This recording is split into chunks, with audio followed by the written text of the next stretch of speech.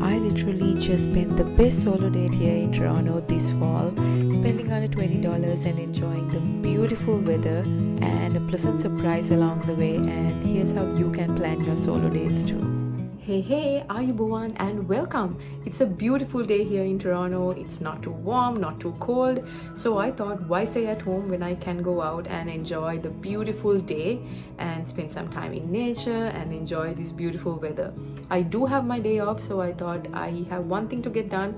I'll do that and spend some time by myself, read a book and all of that jazz. So I'm gonna be taking you along. Let's go.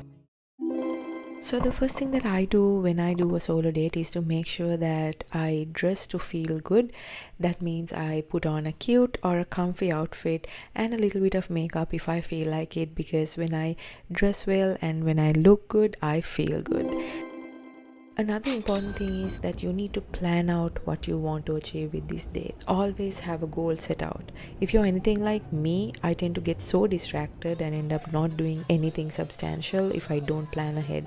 So a solo date could be anything, and it could be super simple, like reading a book at a park or a cafe or grabbing a coffee or a meal or anything like the ones listed here. It could be super simple, but just make sure you have a rough plan that you want to stick to. Having said that, my first stop for the day was the mall, and I just had one thing to get done here. So I just came to do my return at the mall. Now before I came, I told myself that I will not be spending anything today because it's very difficult for me, but I'm trying to keep to my word and head out. I'm not looking at any stores. I'm just walking straight out.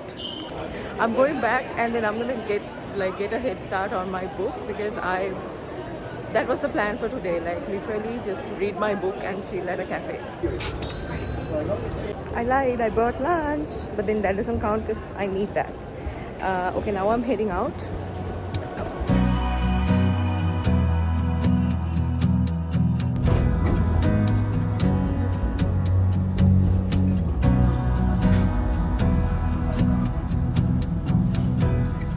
So I'm heading to the park now.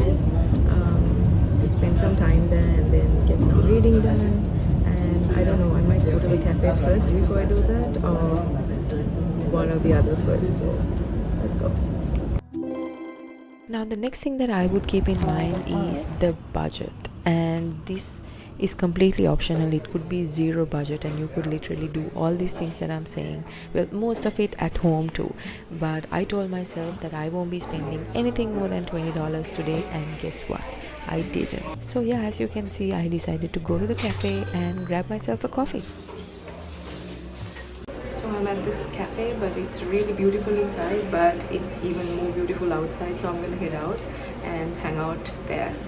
Solo dates don't have to be expensive or you should spend any money on it. You could literally do it at the comfort of your own home, even your own bedroom. You could watch a movie, do some painting. Literally the options are endless. But stick to a budget if you do have any constraints when it comes to budget, because this will give you a little bit more control of the day and how you are planning on spending it. One thing I personally like to do on my solo dates is to do some drawing, read a book, and love just sitting by myself, people watching, and most importantly, dog watching, because it's just the best thing. Coffee in hand, and now I'm just gonna go to the park and chill for a while.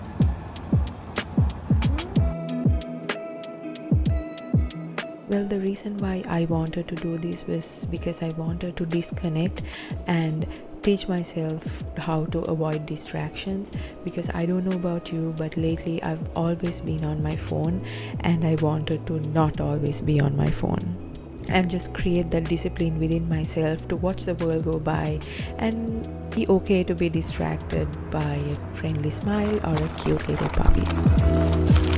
So I'm just here enjoying my lunch. There are people playing baseball, there are people chilling. It's a nice day. Now I find that solo dates have done a few different things to me in terms of my self-confidence, my mental well-being, and also sort of building a healthier relationship with myself. Let me break this down for you. In terms of mental well-being, I feel like Solo dates have been a sort of de-stressor. It allows me to unplug and engage in something more mindful.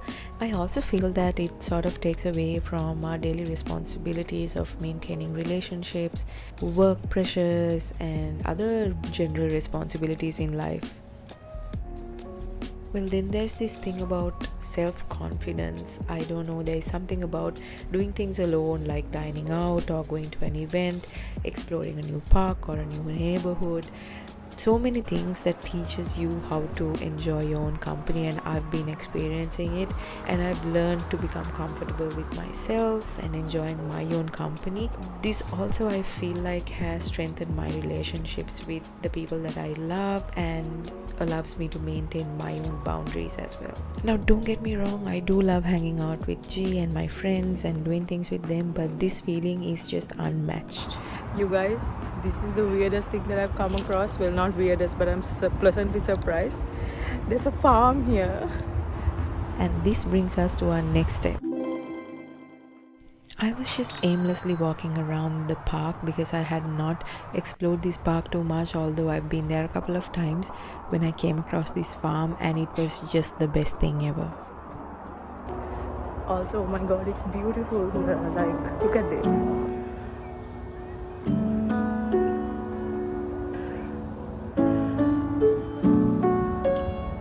It's a little bit of a steep climb, but definitely it's beautiful.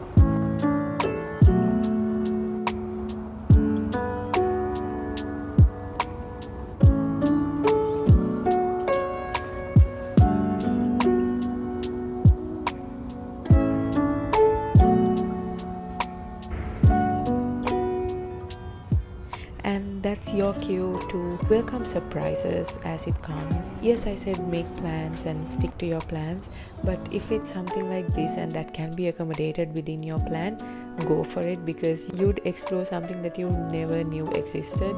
But yeah, this was definitely a great surprise. Now, if you made it this far, let me know if you've been doing solo dates for a while or you're brand new to this, and what your ideal solo date would be like.